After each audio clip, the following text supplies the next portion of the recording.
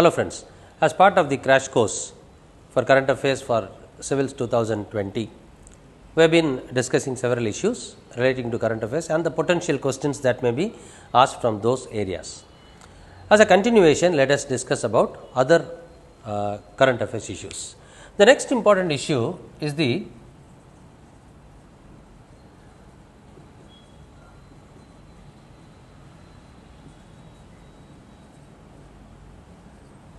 Consumer Rights Protection Act 2019. This act was enacted last year and this came into force in 2019, now on from 20th July 2020. The act was enacted in 19, but has come into force and it is now ready for implementation since 2020 July 20th. Right, it has replaced the Consumer Rights Protection Act of 1986. Right, the act was considered to be, the original act was considered to be somewhat redundant, and therefore we have gone for improvement over that act, and we have now enacted the Consumer Protection Act 2019. Right, this act will include the establishment of the Central Consumer Protection Authority.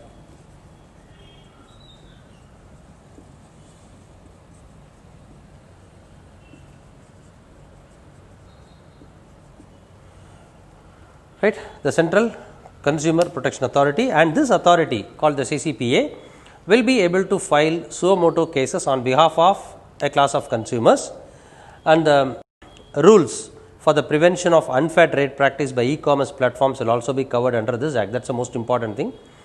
Let us you also focus on e-commerce. Now, first of all, those students who have public administration as your optional, right?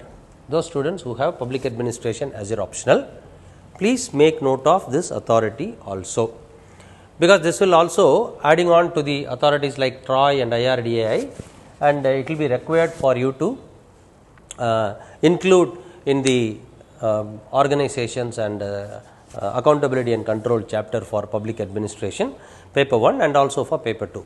Now, coming to the prelims part of it, you can talk about what is this authority and what are the main features of this act and what is the main role of this authority, what is the role envisaged for this authority.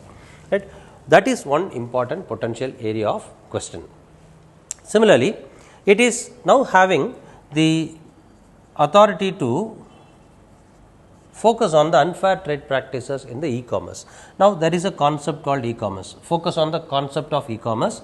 You know what is e-commerce. It has got C2C type of e-commerce, it has got C2B and it has got B2C and then B2B, then G2B, government to business, then business to government. These are all different types of e-commerce platforms and e-commerce aspects. So, focus on that as well, and there are several issues. This is important for your mains also.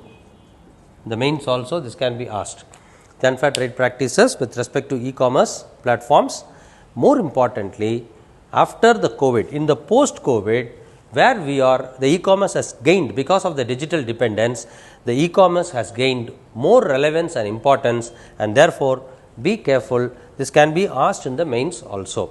This has got an important aspect relating to, or this has got an important issue relating to the COVID, post-COVID, because during the COVID and after the COVID situation, I cannot say post-COVID, during the COVID, even though the lockdown has been opened up, people may fear going out, or they may have to follow the protocols, and therefore, people may not want to get into malls and superstores. So, therefore, the e-commerce could gain more prominence. Therefore, e-commerce related consumer rights and e-commerce related unfair trade practices will become an issue. Therefore, it could be asked in the mains also, and Consumer Protection Act, please do make note of that.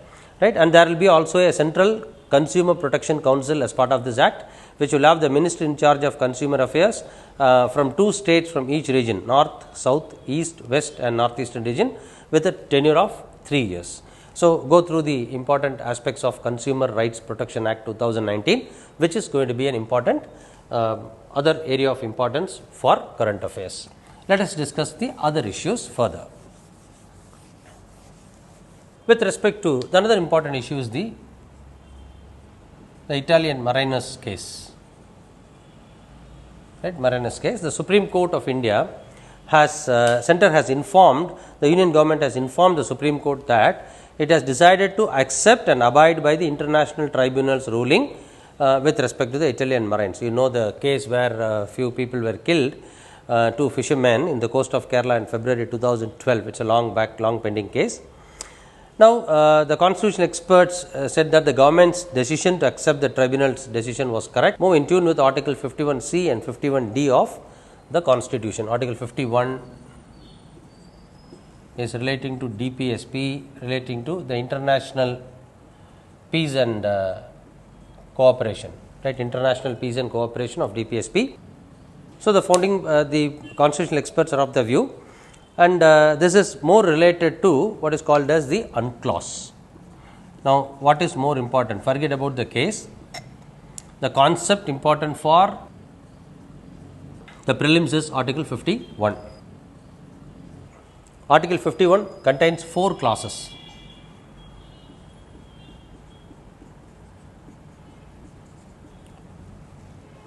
Go through the 4 clauses of Article 51 of DPSP.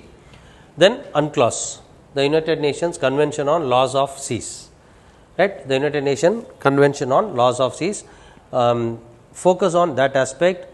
Then you focus on certain concepts like what are territorial waters, right? What are territorial waters? And you know what is, when you come across the territorial waters, you will also come across the concept of baseline, high tide line, etc. Then you focus on the exclusive economic zone, which is relating to that, though it is not directly related, it is relating to that. And what is the territorial zone, what is contiguous zone, then again the other is contiguous zone, and then the distance between the coastline to how many nautical miles from the coastline will be called as territorial waters.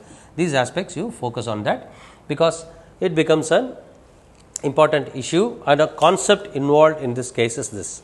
That much is enough. So, Article 51 clauses A, B, C, D, then unclause, territorial waters, not exclusive economic zone.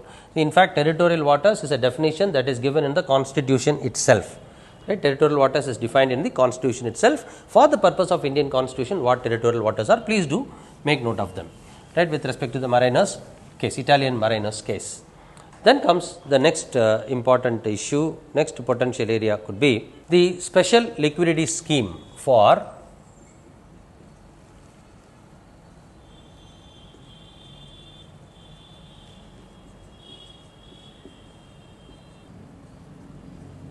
the special liquidity scheme for the NBFCs and the HFCs.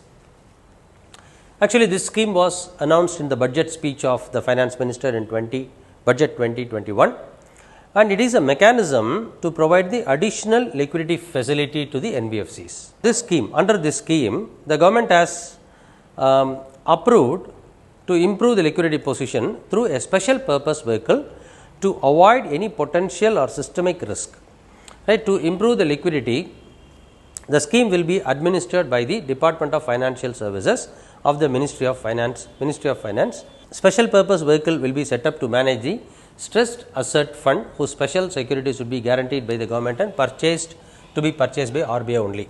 Now, here this is the frame, or this is a fundamental, these are important points of the news. Now, you have to focus on what is liquidity issue. Right? What is liquidity? In the banks, we have something called as statutory liquidity ratio. Likewise, what are the forms or what are the methods by which the liquidity of the NBFCs and home financing corporations are managed? That you have to focus on. What is actually liquidity? What does it refer to? So, focus on these concepts like SLR and concept of liquidity. Then, what do you mean by a non-banking financial company, and what are the limits? Go to the concepts book and find out what is a non-banking financial company, how are they categorized into non-banking financial companies, what are the methods or the conditions to set up NBFC. Then the liquidity scheme, importance that I have already told you, which the special purpose vehicle is to be. Now, fundamentally you have to understand what is a special purpose vehicle. A special purpose vehicle is an autonomous organization, it is an organization or it is an institution set up for implementing certain special objectives such as liquidity thing. The SPV can be can be established for anything. A special purpose vehicle can be established for anything. So, focus on these areas. So, focus on liquidity, focus on the concept of special purpose vehicle, focus on NBFC, the conditions for NBFC, then understand the concept of liquidity and why liquidity is important for a financial institution, right. Why liquidity is an important aspect of financial sector. Remember, this liquidity crunch is going to be liquidity crunch, sometimes in normal terms they call it as cash flow. This is going to be a problem during the COVID. So, focus on these aspects and understand this concept also.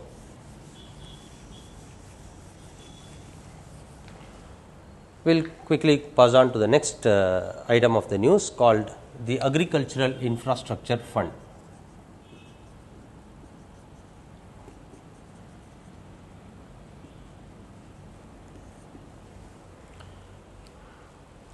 Right. It has been approved. The cabinet of the Union Cabinet has approved the new Pan India Central Sector Scheme. It is a central sector scheme called the Agriculture Infrastructure Fund. The scheme is to provide for long term and medium term debt financing facility for the investment in viable projects for the post harvest management infrastructure and community farming assets. Post harvest management. So, the post harvest management is like storage facilities, transportation facility, cold storage, etc. And the community farming assets, they have to be. And the scheme aims at under the scheme around 1 lakh crore will be provided by the banks and financial institutions as loans to the primary agricultural credit societies who will implement the schemes, right. So, we are going to create that fund for creating agricultural infrastructure. Remember, this is again another important area for your mains also. What are the challenges with respect to promoting the agricultural infrastructure? What are the different challenges that we face? Previously, there have been several committees on agricultural infrastructure right from beginning. Right, agricultural credit and agricultural infrastructure is going to be a big issue, and also focus on several reforms that have been brought out for promoting agricultural infrastructure. More specifically, focus on the Bharat Nirman. Right, Bharat Nirman, it was a previous scheme, Bharat Nirman and NREGA. Focus on them. They had been dovetailed. Today it is not there, but previously it was there. Focus on them. It will be a following, it will be a continuous aspect of that for the mains, not for prelims, for the mains. For the mains, this much is enough, right. So, in the next aspect, next video, we shall discuss about more issues, and we shall travel together to crack the examination, and wish you all the friends. Thank you very much.